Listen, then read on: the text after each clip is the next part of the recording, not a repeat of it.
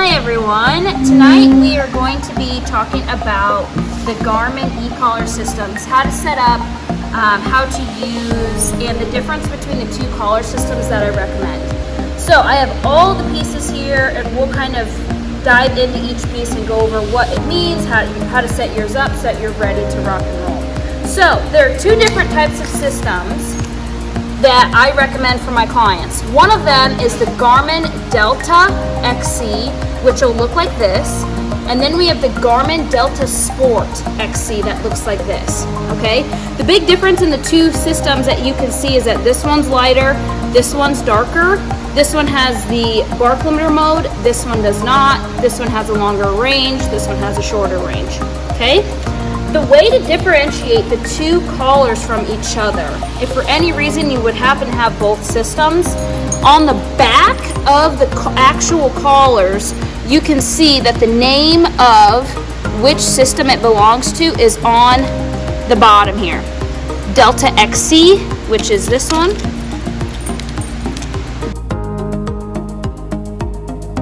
Delta XC. This one is the Delta Sport XC. Now, one of the things to keep in mind, you can connect a Delta XC to a Delta Sport XC handheld, but the bark limiter will not work. It'll work for the buttons pushing, and but the bark limiter will not work. You cannot connect a Sport collar to the lower system of just the regular XC. So just so you know, if you would happen to have both systems, you can connect this one to this one, but you cannot connect this one to this one, okay? So, one of the other things to keep in mind is prong length, okay? When you first open your box, you're gonna have two different sets of prongs, and it'll also come with a key, okay? These are the short prongs, these are the long prongs. Rarely will I ever recommend, even for a short-haired breed or a small dog, to use the short prongs. The short prongs just make it so you have to turn the level up quite high and the sensitivity is low. So I always recommend to unscrew your short prongs off and put on your long prongs. And this is how that key works. Pop it on there, twist, turn, make sure those fit tightly. But again, I always recommend, even for a short-haired breed or a small dog, to have the longer prongs on because they're more sensitive and you don't have to turn the collar up as high, okay? Especially if you're using bark limiter mode, you absolutely need to have the long prongs on, absolutely, okay? Also, when you first get your system out of the box, this will be turned off and this will be a part like this, okay? I always recommend when you put your strap in, you put your strap in like so that this is upside down, okay? Put your strap in and through, and make sure that this guy here is on the outside. You don't want it to be backwards when you put it on your dog, okay? Make sure that's on the outside. And then again, we would strap around like so. If you do decide to cut the strap and you need an additional strap, Gundog.com actually sells these exact straps in different colors on their website. They also have some heavy duty kind as well that I really like. So it's not a big deal if you cut it and you're like, oh, I need a longer length. You can just order them super cheap on Gundog.com. Again, I would recommend cutting. If you don't want to cut, then the way that you can handle additional length of your strap is I recommend, so if we've got some additional length here, what I recommend is take the end of your collar, loop it back through, and then just loop it back again. And that's how you can take care of having that extra length and not having it flop around, bothering your dog or having your puppy chew it up or anything like that. So again, this is what it looks like when the strap is pulled through. And then again, I pull it through there and then back once more, just like that. Now, to go over the systems, they are very similar, except this one is going to have a couple of more features. So everything that I teach you on this handheld is going to be the exact same for this handheld, except this one will not have bark limiter mode. So when we start going over bark limiter mode, if you've got this system, you can disregard, okay? To turn on the collars, there's a power button on the back of each collar system. The Delta has a black power button, and the Sport has a gray power button, okay? To turn it on, you're gonna hold. You're gonna hear a beep beep. To turn it off, you hold. You hear a long tone. Again, on. You hear beep beep, off, long tone, okay? Go ahead, turn it on. To turn on the handheld here, there's a power button right here on the side.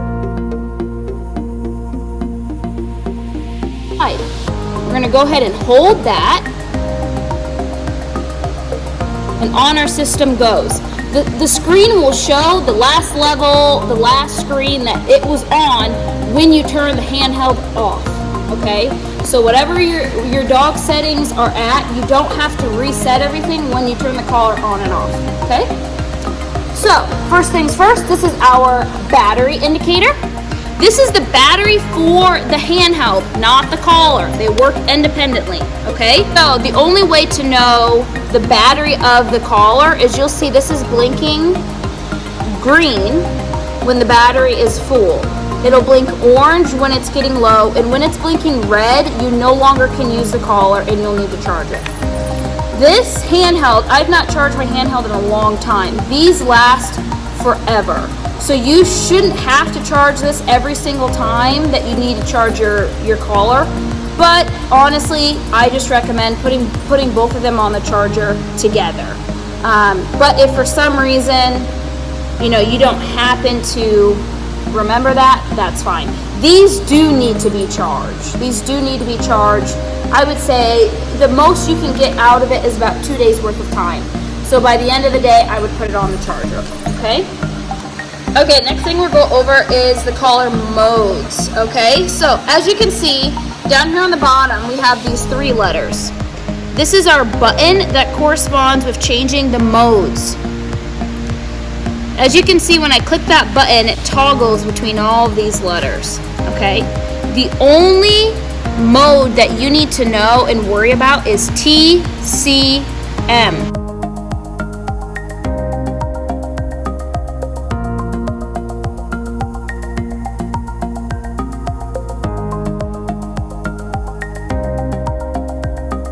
So, T stands for tone. When I click the topmost button, you can see that the collar makes a tone.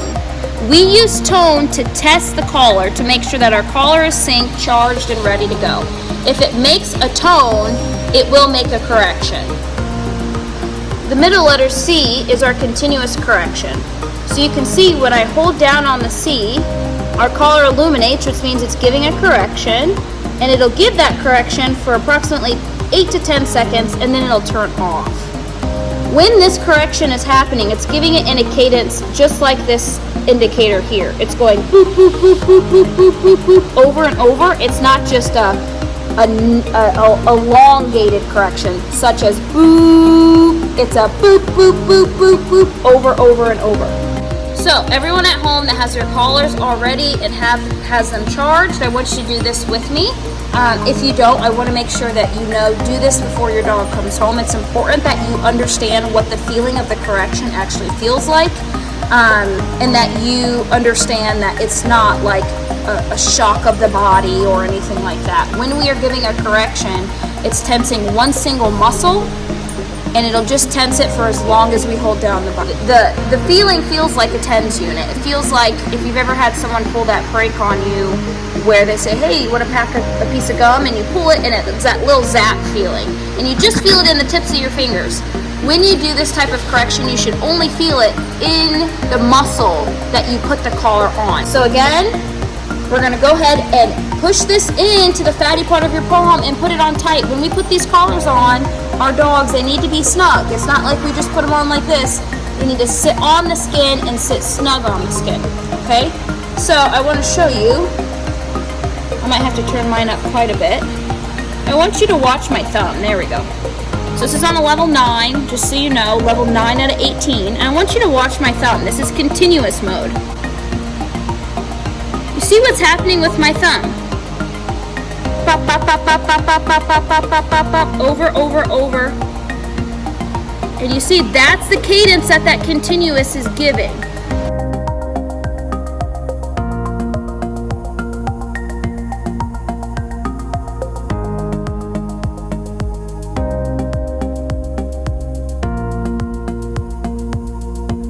And then it has a safety feature, it turns off.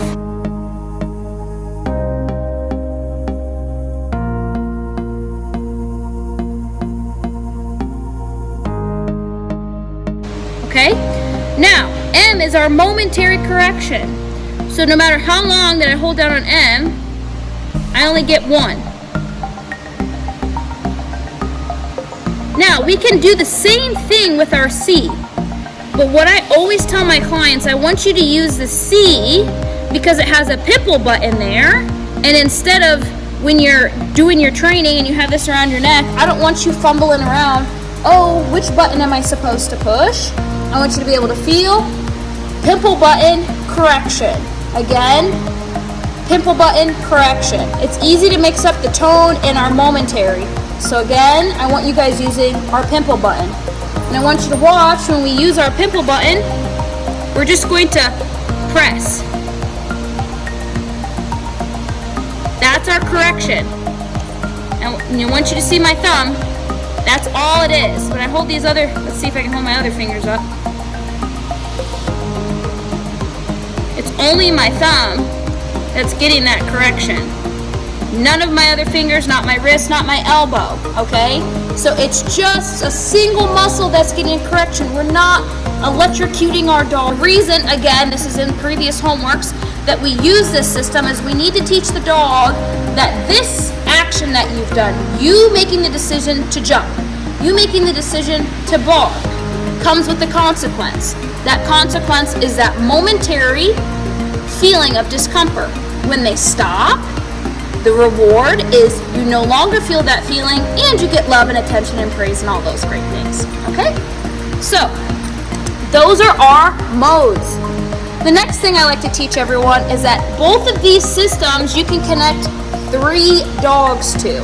Okay? I'm not going to go into great detail because the most that we typically connect is 2, and I always help clients with that because it can get a little confusing. But this button here is to toggle between our different modes. Each different dog, let me go ahead and turn my other one on. Each different dog can have different settings. We can have a bark limiter mode on one dog. We can have not the bark limiter on another. This one doesn't have bark limiter mode. Things like that. So every single dog can have a different setting.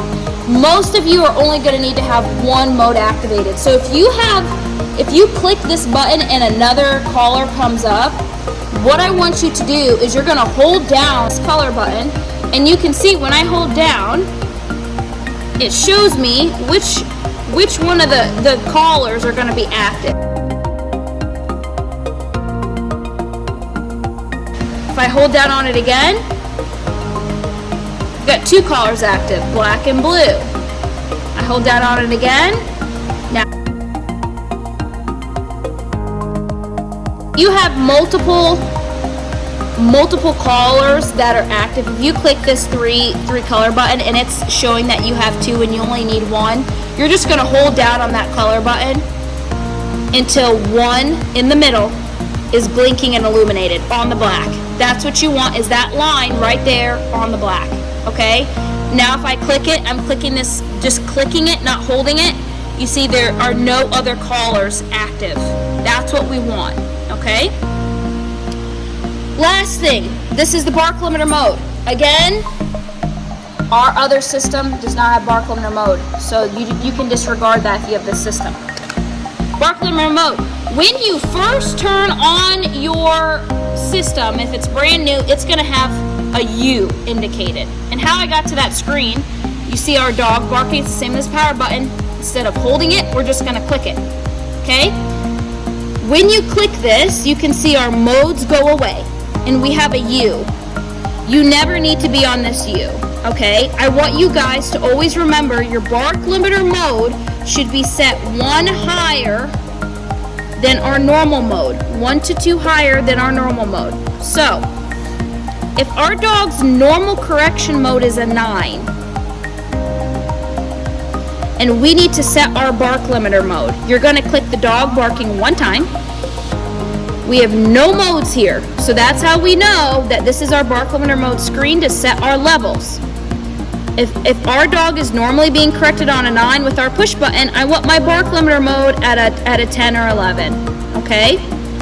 Once I have that set, I'm going to click the dog barking once more. We're now back to our normal screen with our dog barking, okay? So, what that means, when I correct my dog with my push button, my dog will be corrected at a 9. If my dog makes a decision to bark limiter mode is active, which means they are getting corrected at an 11 right now. Okay? So again, to turn on bark limiter mode, once you have your level set, you don't need to reset it unless you need to change your up and down levels. Okay?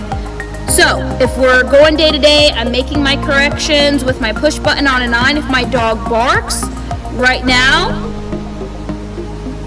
they would be getting corrected on an 11. To turn this off, we just need to click it 1 time. To turn it back on, we click it 2 times. Turn it off once, turn it back on 2 times. Okay? When bark limiter mode's off, if we need to set the level, we're going to click it once. Go ahead. We see there's no modes. That's how we know that we're on our bark limiter mode screen. There's no letters down there. We can set our level using the up and down arrows. And then when we're ready and we're finished, we go ahead and push the dog button again. We're back to our normal mode screen. Okay? One thing I want to make sure all my clients know, do not have bark limiter mode on when you are using the pinch collar during your walks, okay? Any other time, the dog could have bark limiter mode while they're eating, while they're drinking, while they're sleeping. It's not a big deal, but I do not want you using bark limiter mode when you are walking with the pinch collar. Okay, so when we are on this bark limiter screen, you can see that there are no modes at the bottom. You see how there's no letters there? As a reminder, if you are on this screen and you try to correct your dog using the button, nothing is going to happen, okay? Just so you know. I get a call about once a week from clients to say, oh my goodness, my collar's not working, I'm pressing the button and nothing's happening. What I want you guys to remember is that if you see no letters at the bottom, this is not going to give a correction. This is just to set your bark limiter mode to the level you want it to correct when your dog barks. To get back to the mode where you can correct, remember you're just going to push your dog barking 1 more time. You can see now we have our modes at the bottom. We have our dog barking here. Okay? So if I click, you can see my dog would get a correction. If my dog would bark, they would be getting a correction on a 13. Okay? So that is the gist of the e-collar system. Another thing I want to go over, a lot of my clients have issues figuring out what to do with all of this and getting the collar on the charger. Out of the box, everything comes like this in separate pieces. Okay? Step 1, you're going to go ahead, take this piece, clicks in there. You're going to take your single USB, pop it in the bottom there. Then you're going to take this doubler and connect it like this.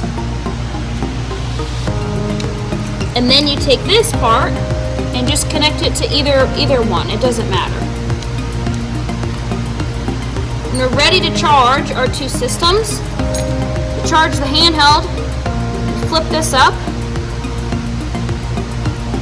pop it in there, and then to charge our collar, you can connect it just like that. And then this goes into the wall and they charge at the same time, okay? One other cool thing about this collar that I will let you guys know is that it is waterproof. So when we take our dogs to the pond, they wear their e-collars. There is no difference with the e-collar being on and the dogs being wet. The levels are the same. This can be submerged underwater and it will still work. It will float. Naturally, it floats in the water. When we go to the pond, again, I put my lanyard on, and when we're in the water, it floats right on top. So it is waterproof. It's a hunting dog collar, so it is meant to be worn outside. You guys don't have to worry about that. The last thing we'll talk about is e-collar sores. Okay, this is a big one. When we have a dog that's using any type of e-collar, whether it's this system, another system, a bark collar, e-collar sores are extremely common, okay?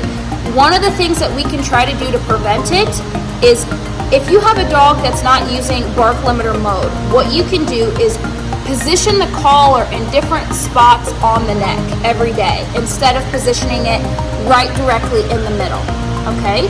The only time that the e-collar has to be directly in the middle on the vocal cords is when we're utilizing bark limiter mode.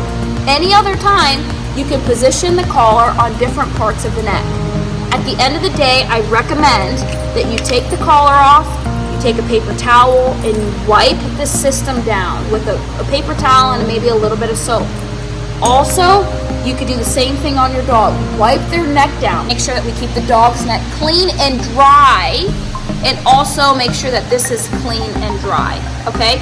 Especially if you're using this like when you go to the pond, make sure that after you leave the pond or after you have, use it in the rain, take it off, wipe your dog's neck down, wipe this down, and they should be okay. If your dog gets an e-collar sore, it's not a big deal, okay? The biggest thing I want you guys to remember, some dogs are sensitive more than others. And what I have found, dogs that get e-collar sores, they typically won't get them again. It's kind of like they build up a little bit of immunity on their skin. But if they get an e-collar sore from having to bark collar train or needing to collar in the same spot multiple days, it's not a big deal. The way that I like to treat is, again, we do have to keep that e-collar off of the sore until it heals.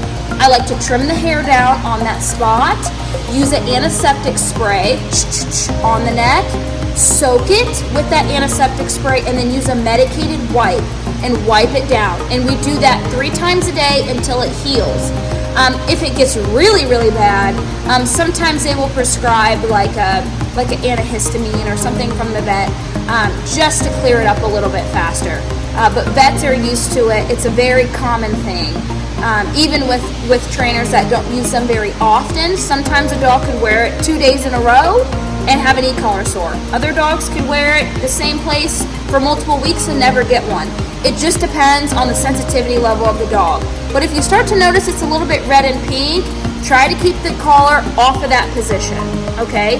This typically happens with dogs that are bark collar training. If it's a dog that's not bark collar training, you typically won't have this issue if you are moving the collar in different places around the neck on each day, and you're making sure you keep their neck clean and dry as well as the collar, okay? So that is the gist of our 2 systems. Definitely play around with your collar. Make sure that you are comfortable and know how to use it prior to when your dog comes home. Make sure everyone in the family has done our little practice of pushing this down. So I did it on a 9 before I was able to actually feel that tension. I usually recommend for clients start down low, start at a 1, and then just bump it up 1 at a time using our arrows here. Up means up and down means down, okay? Other than that, guys, that covers our Garmin e-collar systems. If you have any questions, don't hesitate to text me. And I also would recommend put your lanyard on your handheld because these get lost just as easy as a remote control for your TV and your phone and everything else and your car keys. So make sure you have a cool lanyard, the one that it comes with, or you can get one. But just make sure that you're familiar with your system. If you have questions, don't hesitate to text me. Thanks.